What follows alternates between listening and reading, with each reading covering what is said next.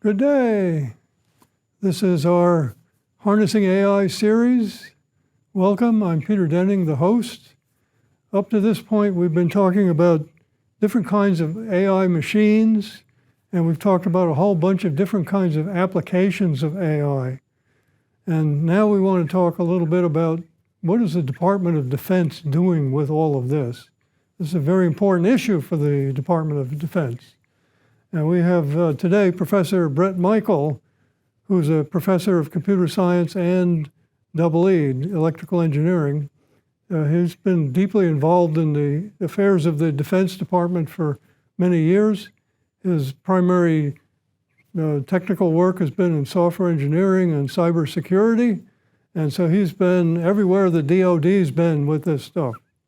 So I would like to welcome Bret Michael here today to talk to you about what is the Department of Defense doing with artificial intelligence. Thank you, Peter, for that introduction. So the Department of Defense has been actively involved in the field of artificial intelligence for 6 decades. The Department of Defense has funded industry and academia during those decades to make advances in artificial intelligence from basic levels of automation all the way up to human-machine teaming. So we have levels of what we call automation support for artificial intelligence. And starting in the 1960s, we were developing rudimentary expert systems and other types of automation to help capture corporate knowledge, how people reason about doing things, like making soup at Campbell's Soup was one of the examples from the 1980s. Then as we move forward and computing technology, the supporting computing technology became better. We were able to do more interesting things when it comes to having computers start to reason. So we had the advent of learning machines and recommending type machines. And today, much of our focus in the field of artificial intelligence focuses in on human-machine teaming. How can we get computing to improve the effectiveness and efficiency of individuals and organizations? There also is something called aspirational AI. The Department of Defense actually invests in that. That's the penultimate, the lieutenant commander data from the Star Trek television series, who is an android that then becomes more like a human than just a machine. But the focus of the talk today is more on what is the DOD doing now to support operations, as well as looking over the horizon, but not too far out. I'm not talking about aspirational AI. The views and comments I make in this presentation are those of the speaker, not necessarily of my employer, but there's nothing here that will be different from what my employer would approve. So I just wanted to make that if I make a comment, the comments should be attributed back to me, but not to the U.S. government. Gaining competitive advantage via artificial intelligence, that's where we want to be today in the Department of Defense. As you can see, this quote from Russian President Vladimir Putin, he says, artificial intelligence is the future, not only for Russia, but for humankind. It comes with colossal opportunities, but also threats that are difficult to predict. Whoever becomes the leader in this sphere will become the ruler of the world. Now, we maybe don't want to focus on that last sentence, but if you think about what Putin's saying, he's saying, well, there are ethical considerations to make here about use of AI. AI can be good for humanity, but also there's this competition. And we know that there's a great power competition that continues between the United States, the Russian Federation, the People's Republic of China, and others for dominance of the battlefield and the economic competition that these countries are engaged in. And artificial intelligence is playing a major role there. Investment in AI is accelerating. It's not, the Department of Defense back in the 1980s realized that even then, industry was really the leader in causing technology advancements to occur. The innovation really lied in industry, but the Department of Defense could influence the direction that industry goes to support the needs of the Department of Defense. So although the Department of Defense is a major customer for computing technology, including artificial intelligence, it's not the largest customer, but it still has a way of influencing where the technology goes by providing funding and other has other vehicles that are to its in its toolkit to try to influence the development of certain types of enabling technologies for artificial intelligence, so that it can achieve its mission. As it says here, this is a quote from the Defense Innovation Board. Software is never done refactoring the acquisition code for competitive advantage. It says countries like China are making huge investments in AI and cyber. China's 2030 plan envisions a $1 trillion artificial intelligence industry in China. That's huge. They want to become a cyber superpower and are investing in their capital markets, universities, research centers. Notice it says defense industry, so their defense industrial base, and commercial software companies. And we are doing something similar.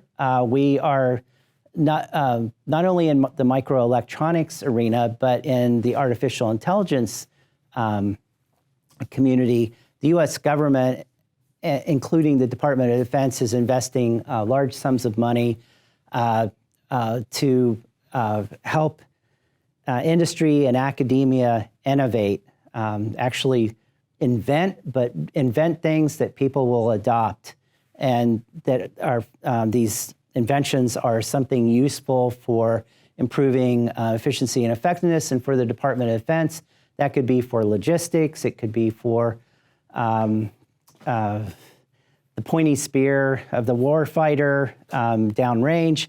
It could be all kinds of things, and it is all kinds of things. But the point of this slide is to say that the U.S. Department of Defense is not the only player in this artificial intelligence kind of like resurgence. If you look at over time, the Department of Defense has been a steady funder of artificial intelligence technology, but in industry and academia, there's been a kind of a sinusoidal wave. You'll see the rise of interest in AI and investment, and then a decline, and then another rise and decline.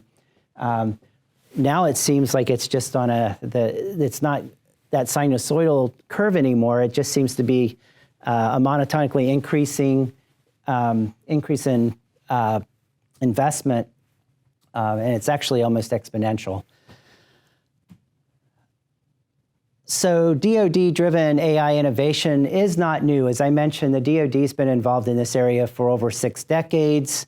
It's been a leader, not just a follower, but a leader, a leading innovator in artificial intelligence.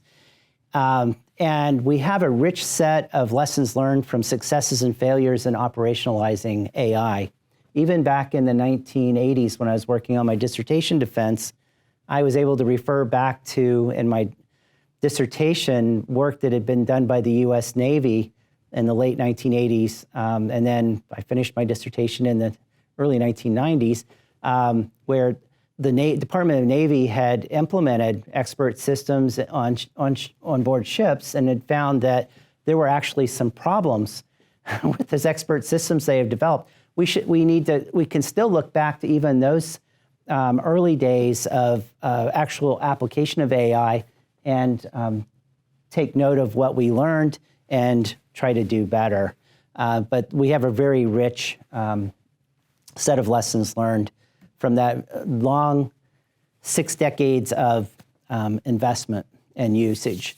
When we say AI enhanced DoD systems, what we're talking about is taking the core components of traditional DoD systems. As you can see, this would be things like sensor nets, weapons networks, system operations, your battle management, command and control, ISR, things like that, and then enhancing all of those core elements with the new components that are AI enhanced, which would be our learning machines that I already talked about a little bit, reasoning machines, as well as the ability to tap massive data stores. So we can do very sophisticated analyses, both in real time, near real time, and offline, and apply learning machines and reasoning machines on that data to assist human operators in being as effective and efficient as possible, whether they're at a headquarters site or in theater. Some major new components, as I mentioned, learning machines. These are machines that learn about the operating environment and recommend preliminary actions. Reasoning machines, on the other hand, they apply the rules of engagement and other forms of human reasoning to the outputs from learning machines and make final recommendations to command and control and management operators. And then the massive data sources, these are large-scale sensor networks and repositories of raw and partially processed data. These could be at centralized data centers. They could also be at the edge of the network, what we call AI on edge, that edge meaning the edge of the network. So that would be on the platforms closest to where the data will actually be used to make a decision and do something, such as on a reconnaissance aircraft, on a missile, on a ship, something that's forward deployed, possibly, and not actually communicate the data on a regular basis back to a data center because you have bottlenecks, you have throughput, so you have throughput constraints, you have security issues of communicating this data. You just have a lot of data, a lot of sensors, a lot of data being created, and it turns out it's more optimum to try to process it at where the data is actually being collected. And that means we're putting AI out on the edge of the network, not just in data centers and on people's desks and so on. It's in the cloud. It's at the sensors. AI is actually becoming ubiquitous. There are many DoD programs to counter threats to our national security, and of course that's economic and our critical infrastructure, but thinking just in terms of the Department of Defense, the Defense Advanced Research Projects Agency has had, continues to have many programs running at any one time on countering threats by using AI technology. Here are some examples. I think Sea Hunter is probably one that a lot of people have heard of over the years. It's for submarine hunting autonomous warship, but it can be this particular autonomous craft can be used for many different purposes. It can be used for hunting mines and all, but it not only has autonomy, a certain level of autonomy, but it uses artificial intelligence to enable a lot of its capabilities.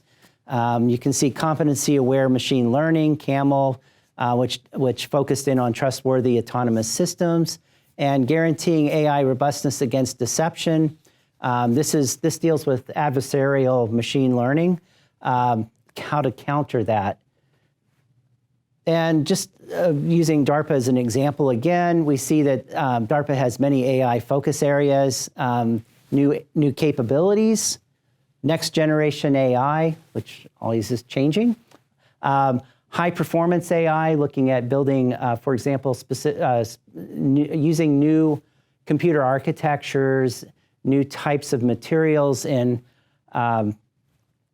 integrated circuits, special purpose chips for performing various types of artificial intelligence, whether it's running a planning algorithm or performing some sort of machine learning or reasoning.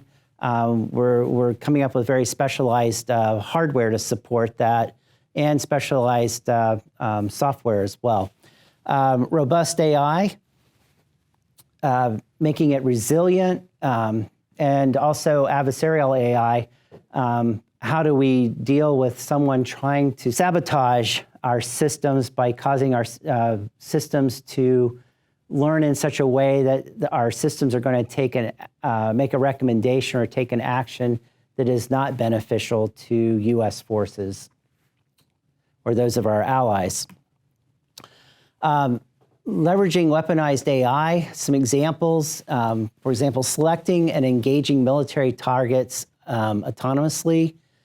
We've read a lot about intelligent lethal drones. They're actually already here. So some countries are already putting such technology onto the battlefield, but here in the United States, the Department of Defense has guidelines on ethical AI and making sure that this AI is actually ready to be put into use in the field, that we can trust it, and that we're not going to do something that violates not only the law, but our moral compass as a nation. Automating and optimizing maskirovka, which is a Russian word that deals with essentially conducting political warfare. So, dealing with asymmetric political warfare, which we often hear about in the news as it's talked about as influence campaigns, such as trying to cause regime change through social media. Now, I mentioned AI at the warfighting edge. Let's take a look at an example of that. Here you can see the U-2S aircraft, surveillance aircraft. It was originally introduced in 1955 by the U.S. Air Force. But since its inception, it's been continuously upgraded to have new capabilities, and it continues to have new capabilities added to it today. It's been retrofitted with artificial intelligence at the level of human-machine teaming. So, and that's between the human pilot and an intelligent machine co-pilot. What this human-machine teaming brings to the table is that this aircraft is a difficult aircraft to keep stable in its tight operating envelope, meaning you can't have a lot of disturbances because the aircraft is light and it flies, but it flies at a very high altitude, and we try to optimize its performance and for whatever mission's being flown. Well, what happens here is that some of the pilot's duties that would have been to maintain or to reposition what the sensors on the aircraft are looking at, that can be delegated to the intelligent co-pilot. Even some of the flying aspects of flying the aircraft can be delegated to the intelligent machine co-pilot. So it's actually making it such that you can give the human more time to make the critical decisions that you don't want to just leave to the machine. But the machine can make recommendations, and the machine can take certain actions. And that is enabled by artificial intelligence algorithms that are built into this system, and much of that is in the realm of machine learning. This system that's AI enhanced actually enhances decision superiority and improves orchestration of military operations. And this is AI on the edge, constructing as well as executing AI models on the network edge. Here's a quote from Dr. Craig Martell, the outgoing, as of this month, Chief Digital and AI Officer. He said in the CDAO, which is the Chief Data and Artificial Intelligence Office, which is part of the DOD CIO's office, we are responsible for accelerating the DOD's adoption of data analytics and AI and ensuring scalable AI-driven solutions for enterprise and joint use cases, rather than identify a handful of AI-enabled warfighting capabilities that will beat our adversaries, our strategies. Strategy outlines the approach to strengthening the organizational environment within which should be our people can continuously deploy data analytics and AI capabilities for decision advantage. So you see this theme of decision advantage keep coming up. Senior leaders in the Department of Defense talk to that, and it is so important because actions are taken so quickly today because everyone has some level of automation, but we need good information, we need good analytics, we need good AI support to take advantage of that analytics that we get from that data, and we want to essentially outcompete our adversary in that OODA loop to gain that decision advantage. There are national and DOD AI strategies. The DOD strategies mirror the national strategies. Here you can see the National Artificial Intelligence Research and Development Strategic Plan 2023 update. There's the analog to this, which is the Department of Defense Data Analytics and Artificial Intelligence Adoption Strategy, accelerating decision advantage. And what you're seeing is year after year, these new documents coming out regularly as the field of artificial intelligence and its application in the Department of Defense, as well as in the U.S. federal government, change. We are continually updating our strategy and our tactics. This is what I call the chiclet slide. It looks like the little candies, and there are different colors here. But you can see we have cross-cutting R&D foundations for artificial intelligence.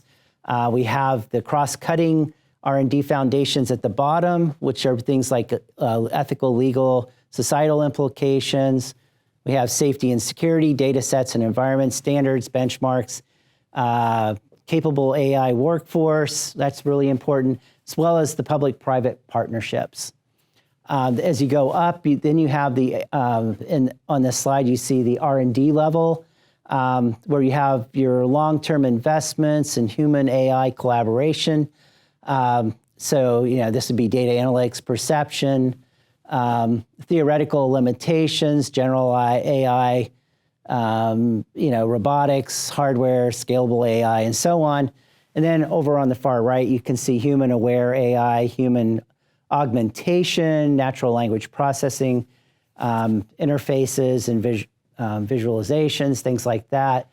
And then you move up to the next layer, and you have the mapping from the R&D to the applications, and that spans everything from agriculture to defense to transportation. And what you see is cross-fertilization between those different fields. So things that are being developed in transportation are actually being adopted by the Department of Defense. Things that are being done at the National Aeronautics and Space Administration are actually feeding into DOD and vice versa in the other direction, and so on. National and DOD AI strategies, as you can see, Mr. Dana Deasy, the former DOD CIO, stated, the DOD AI strategy directly supports every aspect of the national defense strategy. So we have the national strategies, but we also have the DOD AI strategies that are being promulgated. We also have something called the Defense Innovation Unit. As it says here, the DIU engages across DOD on AI and makes its commercial knowledge and relationships with potential vendors available to any of the services, service labs, and components. So we have a facilitator, that's the DIU, and we have other organizations like DIU, but that provide this facilitation, getting the industry, government industry partnerships going and sustaining them. But DIU is one of our primary organizations that we rely on for not only AI, but for other types of technology, but AI is a very major focus of the Defense Innovation Unit. We also have the Office of Naval Research. I'm not going to be able to name all of the groups within the Department of Defense that are involved in AI. Just about every unit in every organizational unit within the Department of Defense is either doing something in AI or is an indirect beneficiary of artificial intelligence.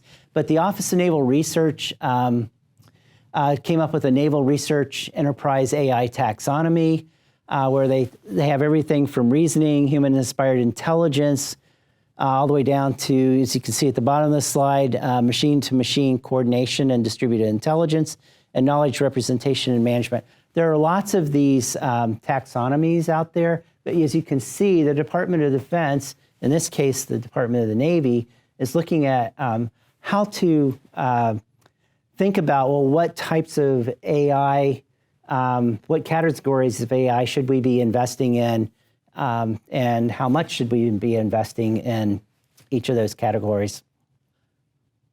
And then the private sector enabling the arms race. Well, I already mentioned that China is providing the government of China, the PRC, Communist Party, they're investing heavily in their industries, including the industrial base that is developing artificial intelligence.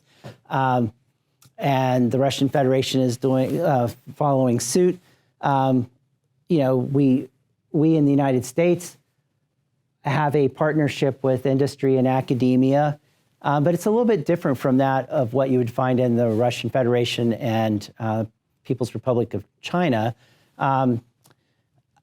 So we know industry and academia are driving the advances in AI.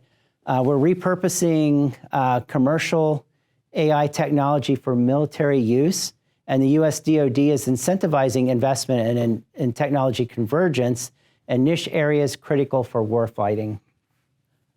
As you can see on this slide, this is my opinion. That's part of that disclaimer, but I see the US is going through incremental innovation in the area of AI, whereas the People's Republic of China and the Russian Federation are more attuned to transformative innovation, actually like pushing things out very quickly on into operational use within their militaries.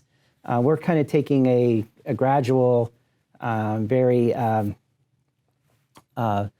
calculated approach to introducing AI for various functions that we perform within the Department of Defense. So we have a commonality with, between these countries, but all three great powers leverage collaboration with industry to try to achieve strategic advantage. Here in the United States, we try to encourage industry to participate, right? We don't tell industry what to do or academia. However, on the right-hand side, here you can see that my view is that the Russian Federation and the People's Republic of China are more heavy-handed with industry and academia. They actually, instead of encourage, they direct industry and academia to participate in areas of technology development, specifically in the area of artificial intelligence, and those partners don't have a choice. In the United States, because we do try to encourage and we don't direct or mandate that the private sector work with the Department of Defense, we've seen in some cases where the employees of U.S. or international companies actually object to doing work for the Department of Defense. Here's an example from 2018. Google will not renew Pentagon contract that upsets employees, and that dealt with Project Maven. It's a DOD project.